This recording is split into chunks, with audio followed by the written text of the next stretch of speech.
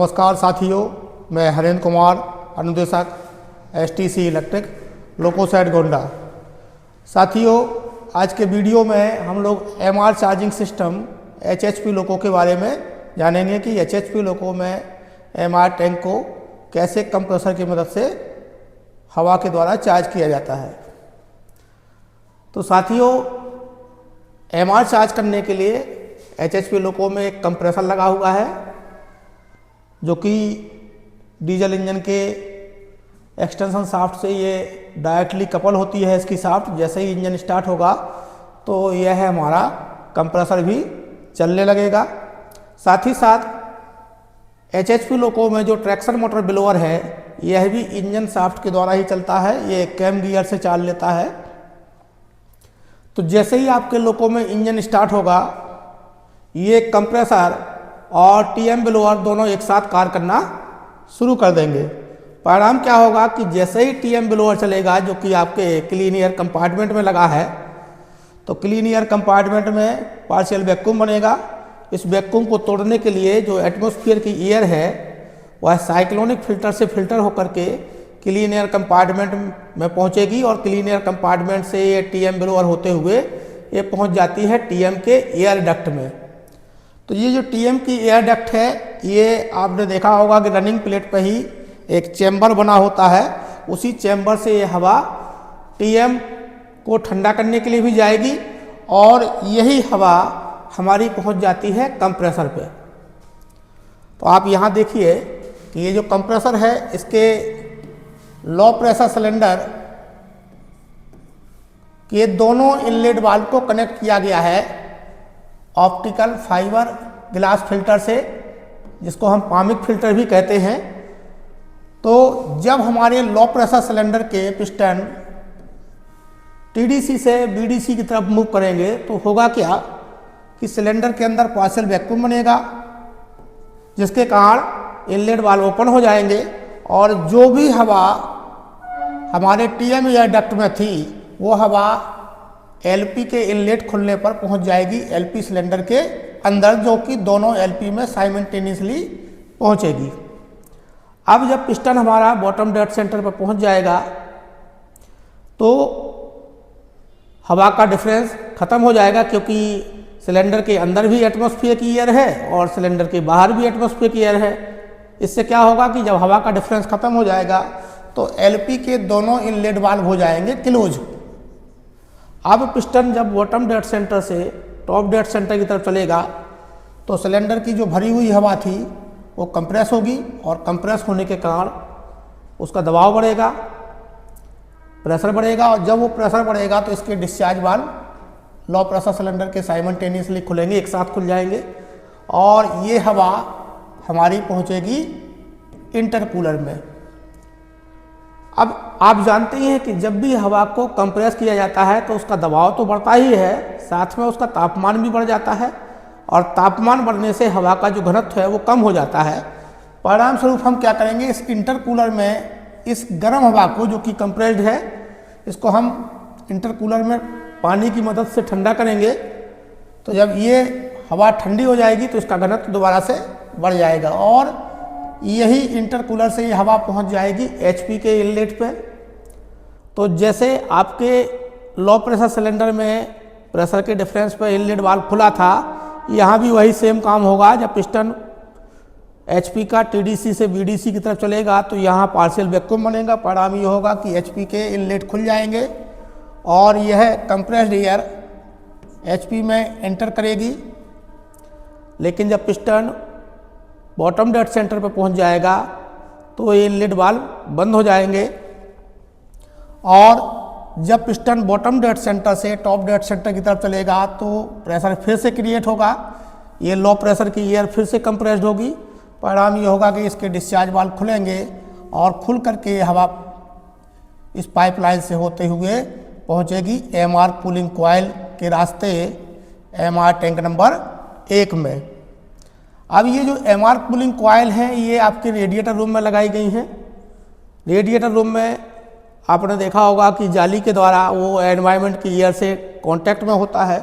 तो जब हमारा लोको रनिंग में होता है या खड़ा है, तो एनवायरनमेंट की हवा इस रेडिएटर रूम में एंटर करती है और परिणाम क्या होता है, कूलिंग कॉइल को अंदर की कंप्रेस्ड एयर को ठंडा करती है और ठंडा होने के बाद ये एमआर टैंक नंबर 1 में आ जाएगी हवा।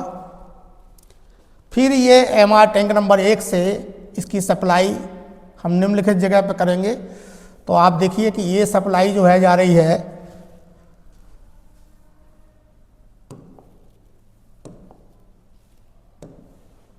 इस सप्लाई को आप देखें तो इस पे आप देखिए एक पाइपलाइन से कनेक्शन दिया है। यहाँ पर एमआरपीटी कॉक लगा है, ये एमआरपीटी हमेशा खुला रहता है।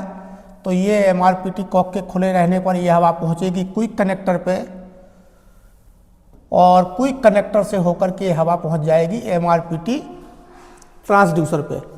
तो ये जो एमआरपीटी ट्रांसड्यूसर है, मेन रिजर्वायर प्रेशर ट्रांसड्यूसर, एक प्रकार के ऐसे कंपोनेंट होते हैं, ऐसी डिवाइस होती है जो किसी भी भौतिक राशि को प्रोपोर्शनेट या समानुपात वोल्टेज सिग्नल में बदल देती है। तो ये एमआरपीटी जब क्या करेगा, इसके अंदर एमआर1 के अंदर जो भी हवा का प्रेशर है उसे इलेक्ट्रिकल वोल्टेज के रूप में बदल देगा और फीडबैक के रूप में कैसे भेज देगा, EM2000 को। अब EM2000 इस फीडबैक का दो जगह उपयोग करता है। एक तो जो लोगों की कंप्यूटर स्क्रीन है उस पर गेज के रूप में ये शो कर देगा, एमआर प्रेशर गेज में दिखा देगा कि डिजिटली कितना है। दूसरा, इसी EM2000 के द्वारा ही ये जो MBCC मैग्नेट वाल्व है जो कंप्रेसर की लोडिंग और अनलोडिंग क्रिया के लिए लगा होता है, ये भी EM2000 के फीडबैक पे ही काम करता है और EM2000 MRPT से फीडबैक प्राप्त करता है।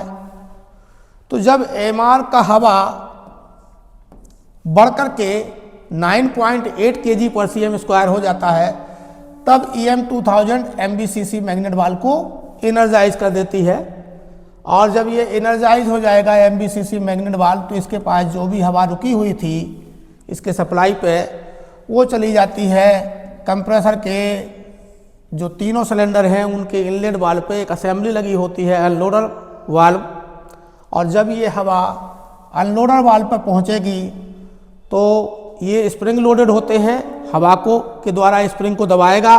परिणाम ये होगा कि इनलेट वाल्व हमारे ओपन हो जाएंगे, परमानेंट ओपन हो जाएंगे। परिणाम ये होगा कि जब कंप्रेसर के पिस्टन हमारे मूव करेंगे TDC से BDC तो उस समय ये इनलेट वाल्व से हवा होकर के LP सिलेंडर में तो पहुंच जाएगी, लेकिन जब पिस्टन हमारा बॉटम डेड सेंटर पर पहुंच जाएगा तो उस वक्त भी हमारे इनलेट वाल्व क्लोज नहीं होंगे क्योंकि अनलोडर वाल्व ने उन्हें प्रेस कर रखा है। परिणाम ये होगा कि जब हमारे इनलेट वाल्व बंद नहीं होंगे तो जब पिस्टन हमारा बॉटम डेड सेंटर से टॉप डेड सेंटर की तरफ चलेगा तो चूंकि इनलेट वाल्व खुले थे तो जो भी हवा इस सिलेंडर के अंदर आई थी वो इसी इनलेट वाल्व से होते हुए वायुमंडल में यानी कि पामिक फिल्टर से दोबारा से TM एयर डक्ट में पहुंच जाएगी। परिणाम ये होगा कि सिस्टम में आगे डिलीवर नहीं होगी, यानी एमआर टैंक में हवा डिलीवर नहीं होगी, इसकी आपूर्ति एमआर टैंक में नहीं होगी कंप्रेसर की हवा की। तो इससे क्या होगा, कंप्रेसर हमारे चलेंगे तो इस दौरान, लेकिन वो एमआर टैंक में कोई हवा नहीं भेजेंगे। तो इसी क्रिया को हम कंप्रेसर की अनलोडिंग करना कहते हैं कि जब कंप्रेसर चल रहे हों लेकिन हवा की आपूर्ति एमआर टैंक में ना हो रही हो तो ऐसी क्रिया को हम कंप्रेसर का अनलोडिंग क्रिया या अनलोडिंग करना कहते हैं। और ये कब तक चलेगी, जब तक एमआर का प्रेशर घट करके 8.4 kg/cm² ना हो जाए। यानी 9.8 पे अनलोडिंग शुरू हुई थी और ये कब तक चलेगी, जब तक एमआर का प्रेशर घट करके 8.4 kg/cm² ना हो जाए। और जब हवा का प्रेशर 8.4 kg/cm² हो जाएगा तब EM2000 इस MBCC मैग्नेट वाल्व को डी एनर्जाइज कर देगा। परिणाम स्वरूप जो भी हवा अनलोडर वाल्व पे गई थी वो इसके एग्जॉस्ट पोर्ट से बाहर निकल जाएगी और हमारे कंप्रेसर दोबारा से एमआर टैंक में हवा की आपूर्ति करना शुरू कर देंगे। इसलिए हम इस क्रिया को कहते हैं कंप्रेसर का लोडिंग करना। तो ये हो गया। इसके बाद आप देखिए कि इसी एमआर की सप्लाई, एमआर1 की सप्लाई इस पाइप से होते हुए MREQ पाइप में जा रही है। इसके दोनों एंड पर कटआउट कॉक लगे हुए हैं। तो जितना एमआर1 में प्रेशर होगा उतना ही प्रेशर कहाँ पहुँच जाएगा, EQ पाइपलाइन में मेन रिजर्वायर इक्वलाइजिंग पाइप में, जिसका उपयोग हम मल्टीपल लोको बनाते समय करते हैं। और जब ये जो प्रेशर होगा यही प्रेशर पहुंचता है, यहाँ एक ट्रांसड्यूसर लगा हुआ है, मेन रिजर्वायर इक्वलाइजिंग ट्रांसड्यूसर। ये ट्रांसड्यूसर भी इस प्रेशर को इलेक्ट्रिकल वोल्टेज में बदल देगा और इलेक्ट्रिकल वोल्टेज में बदलने के बाद इसे फीडबैक के रूप में किसे देगा, CCV ब्रेक इलेक्ट्रॉनिक्स को, कंप्यूटर कंट्रोल ब्रेक इलेक्ट्रॉनिक्स को। बहुत लोगों के दिमाग में रहता है कि ये प्रेशर यहाँ आ गया है तो क्या यही प्रेशर CCV पे भेजा जा रहा है? नहीं भाई, ये प्रेशर नहीं भेजा जा रहा है, प्रेशर तो केवल MRET ट्रांसड्यूसर तक है। ट्रांसड्यूसर इसे इलेक्ट्रिकल फीडबैक के रूप में CCV को भेज रहा है। ये हो गया। इसके बाद आप देखिए इसी पाइपलाइन को आगे हवा बढ़ाई गई है, इसी पे आपका मेन रिजर्वायर सेफ्टी वाल्व लगा हुआ है जो कि 10.5 kg/cm² पर सेट रहता है। अगर किसी कारण से हमारा कंप्रेसर लगातार लोडिंग कर रहा है, उसके अनलोडिंग लोडिंग सिस्टम में कोई खराबी आ गई है, तो जैसे ही MR का प्रेशर बढ़ करके 10.5 kg/cm² होगा तो यह एक्सेस प्रेशर को डिस्चार्ज करना वातावरण में शुरू कर देगा, यानी ये ब्लो करना शुरू कर देगा। इससे क्या होगा, MR टैंक की सेफ्टी हो जाएगी, वह डैमेज होने से बच जाएगा, इसलिए इसका नाम है MR सेफ्टी वाल्व। अब आते हैं ये MR1 की हवा। आप देखिए यहाँ पर एयर ड्रायर लगा हुआ है।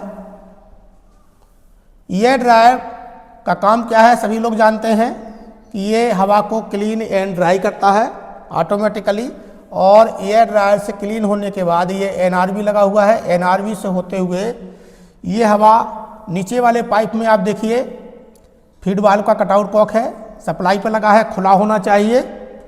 फिर ये हवा पहुंच जाएगी फीड वाल्व पे, और फीड वाल्व क्या करेगा, इस MR1 की हवा को रिड्यूस कर देगा 6 kg/cm² में। और अगर डिलीवरी का फीड कटआउट कॉक खुला है फीड वाल्व का, तो यह हवा पहुंच जाएगी आपके फीड पाइप में, जिसके दोनों एंड पर FP के एंगल कॉक लगे होते हैं। तो MR1 की हवा से ही आपका फीड पाइप भी चार्ज हो रहा है। अब यहीं पर देखिए MR1 की हवा को इस पाइपलाइन से ऊपर ले जाया जा रहा है। जिस चित्र में यहाँ पर MR1 का सिस्टमेटिक कॉक लगा है, ये MR1 का सिस्टमेटिक कॉक है, ये खुला रहना चाहिए। खुला रहेगा तो ये हवा पहुँचेगी MR1 के J फिल्टर पे। J फिल्टर का भी वही काम है, हवा को क्लीन एंड ड्राई करना, और ये हवा पहुंच जाएगी हमारे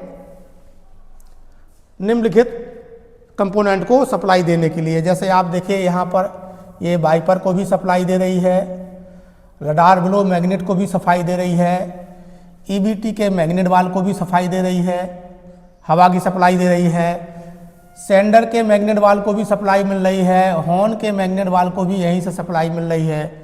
और इसी पाइपलाइन की सप्लाई MR1 की कहाँ भेजी गई है, MBCC मैग्नेट वाल्व पे, जिसका काम हमने क्या बताया था, MR प्रेशर के 8.4 से 9.8 kg/cm² में मेंटेन करने का काम MBCC करता है, यानी लोडिंग अनलोडिंग कराने का काम इसी की जिम्मेदारी में है।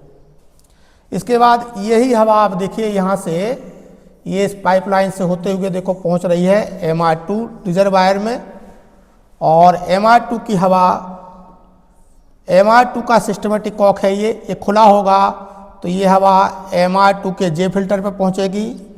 इसका भी वही काम है, हवा को क्लीन एंड ड्राई करना, और उसके बाद ये हवा पहुँच जाएगी CCV ब्रेक सिस्टम पे, और यही हवा आपके MR गेज में भी दिखाई गई है, जो न्यूमेटिक गेज कंट्रोल स्टैंड पर लगा हुआ है। तो आप देखें कि जो डिजिटली गेज दिखाता है कंप्यूटर के स्क्रीन में, जो प्रेशर बताता है वो एक्चुअल में MR1 का प्रेशर बताता है, और कंट्रोल स्टैंड पे जो MR का न्यूमेटिक गेज है वो MR2 का प्रेशर शो करता है। अब CCV का काम क्या है, तो ये कंप्यूटर कंट्रोल ब्रेक सिस्टम है, तो इसमें CCV ER प्रेशर को बनाता है, BP प्रेशर को बनाता है, ब्रेक सिलेंडर प्रेशर बनाएगा, और BC इक्वलाइजिंग प्रेशर बनाएगा एज पर डिमांड। और इसके बाद आप देखिए कि यहाँ पर एक वैकल्पिक सिस्टम दिया है यहाँ पर कि MR2 को कैसे चार्ज किया जाता है डेड लोको में। एक सामान्य तरीका तो है कि MR2 को चार्ज किया जा रहा है MR, और दूसरा तरीका होता है डेड लोको में कि जो हमारे लोको का BP पाइप होता है, यहाँ पर आप देखिए ये BP पाइप है, और इसी BP पाइप की सप्लाई जो है यहाँ पर डेड इंजन कॉक पे होती है। तो अगर आप डेड लोको में डेड इंजन कॉक को खोल देंगे तो ये हवा पाइप खुल जाएगा और ये हवा आएगी रेगुलेटिंग वाल्व पे, और रेगुलेटिंग वाल्व क्या करता है, इस BP प्रेशर को 1.8 kg/cm² या लगभग 1.76 kg/cm² में रिड्यूस कर देगा, और रिड्यूस होकर के हवा NRV होते हुए ये पहुंच जाएगी MR2 को चार्ज कर देगी, और यही हवा पहुंच जाएगी हमारे CCV ब्रेक सिस्टम पे। अब यहाँ पर एक इसके CCV के पैरेलल में एक वाल्व लगा होता है जिसे हम KE बैकअप वाल्व कहते हैं या C3W डिस्ट्रीब्यूटर वाल्व कहते हैं। तो इसको भी MR2 की हवा मिल जाती है। परिणाम क्या होता है कि डेड लोको में BP प्रेशर गिरने पर कोएक्शन ब्रेक लगना शुरू हो जाते हैं। CCV तो उसमें काम नहीं करेगा क्योंकि ये तो इलेक्ट्रिकल ब्रेक है, बैटरी हमारी ऑफ है, लोको हमारा डी एनर्जाइज है, बंद है। लेकिन KE बैकअप वाल्व जो होता है वो प्योरली न्यूमेटिक वाल्व होता है। तो अगर इसको ये सर्विस में है और अगर MR2 का प्रेशर अवेलेबल है इसके पास, तो ये क्या करेगा, डेड लोको में BP प्रेशर गिरने पर कोएक्शन ब्रेक लगाना शुरू कर देता है। अब इसमें कुछ चीज़ें आती हैं, जैसे अगर मान लो गलती से किसी से MR2 का कटआउट कॉक बंद हो जाए तो आपका ब्रेक सिस्टम आइसोलेट हो जाएगा। उसी तरीके से कई बार गलती से लोगों से MR1 का कटआउट कॉक बंद हो जाता है, तो ऐसे में ना तो आपके लोको में हॉर्न बजेंगे, देखिए आप चित्र में, ना वाइपर चलेंगे, ना रडार का मैग्नेट वाल्व ब्लो करेगा, ना सेंडर काम करेंगे, ना हॉर्न काम करेंगे, और ना ही अनलोडिंग की क्रिया होगी। कंप्रेसर लगातार लोडिंग करेगा, ऐसे में लगातार MR सेफ्टी वाल्व ब्लो करता है। और ये गलती होती कैसे है, कई बार ये होता है कि आपका J फिल्टर से लीकेज होने लगा, J2 फिल्टर से लीकेज होने लगा। तो इस से लीकेज को बंद करने के लिए हमें इसके डमी प्लग को ही यूज करना चाहिए। हमें इसके ड्रेन प्लग जो होता है इसी को डमी पर रख देना चाहिए। हमें इसके आइसोलेटिंग कॉक को बंद नहीं करना चाहिए, क्योंकि अगर ये गलती से आइसोलेटिंग कॉक बंद हो गया तो संबंधित और जो कामों के लिए हवा जा रही थी वो जाना बंद हो जाती है। अब आता है कि ये MRPT का कॉक क्यों लगाया गया है, इसकी क्या उपयोगिता है। ये तो हमेशा खुला ही रहना चाहिए। तो अगर कभी किसी कारण से MRPT सेंसर में कोई खराबी आ गई, ये गलत फीडबैक दे रहा है, जिसके कारण जो हमारा कंप्रेसर है वो लगातार अनलोडिंग में है, जिसके कारण MR चार्ज नहीं हो रहा है, तो ऐसे में हम क्या करते हैं, पहले क्विक कनेक्टर के रिलीजर नॉब को दबाते हैं। अगर यहाँ पर कोई नमी वगैरह MRPT सेंसर पर पहुँची होगी, धूल वगैरह, तो वो वहाँ से निकल जाएगी। और अगर वो नॉर्मल काम करना शुरू कर देता है तो ठीक है, और अगर वो काम नहीं करता है तो ऐसे में हम क्या करते हैं, MRPT का कॉक को बंद कर देते हैं। परिणाम क्या होगा, EM2000 को कोई फीडबैक नहीं मिलेगा हवा का, जिससे वो MVCC को लगातार लोडिंग में रखेगा, और ऐसे में कंप्रेसर आपके लगातार लोडिंग करते रहेंगे। तो इससे भी आपका MR सेफ्टी वाल्व लगातार ब्लो करेगा। तो इससे बचने के लिए हम क्या करेंगे, MR1 या MR2 जिसको भी आपको समझ में आए, इससे पर्याप्त लीकेज बना देंगे, जिससे MR प्रेशर हमारी एक निर्धारित सीमा में ही बना रहे। कभी कभी लोग सवाल पूछते हैं कि सर ये NRV का क्या रोल है, ये NRV क्यों दिया है। तो इस NRV की बड़ी उपयोगिता है। कभी कभी क्या होता है कि गलती से लोको पायलट दल से ये वर्किंग लोको में भी डेड इंजन कॉक खुला रह जाता है। तो अगर ये NRV नहीं देंगे तो क्या होगा कि ये जो MR2 की हवा है वर्किंग लोको में, ये चूंकि NRV है नहीं है, तो ये इस रेगुलेटर से होते हुए, चूंकि ये कॉक खुला है, तो ऐसे में ये BP लाइन में प्रेशर जा सकता है। तो इसीलिए NRV दे दिया गया है कि अगर लोको पायलट दल से गलती भी हो जाए, वर्किंग लोको में, लाइव लोको में डेड इंजन कॉक खुल भी जाए, तो भी MR की हवा BP प्रेशर में नहीं शामिल होगी, BP लाइन में नहीं जाएगी। और BP की हवा, बहुत लोग कहते हैं तो BP की हवा MR में जाने लगेगी, तो ऐसा भी नहीं होगा, क्योंकि हमारा जो हवा होता है वो हाई प्रेशर से लो प्रेशर की तरफ बहता है, फ्लो होता है। तो आप जानते हैं कि बीपी पाइपलाइन में हवा जो है हमारी अधिकतम 5 kg की है और एएमआर में हमारी कम से कम हवा ही 8 kg/cm² की है। तो ऐसे में बीपी की हवा एएमआर में नहीं जाएगी। लेकिन हाँ, अगर ये डेड इंजन कॉक खुला है और अगर किसी कारण से ये जो एनआरवी है ये खराब हो गया, तब ऐसे केस में हमारे MR2 की हवा बीपी लाइन में जा सकती है, जो कि एक एक्सीडेंट का कारण बन सकता है। इसलिए लोको पायलट की दल की ये जिम्मेदारी है कि वर्किंग लोको में वो है डेड इंजन कॉक का बंद होना सुनिश्चित करें।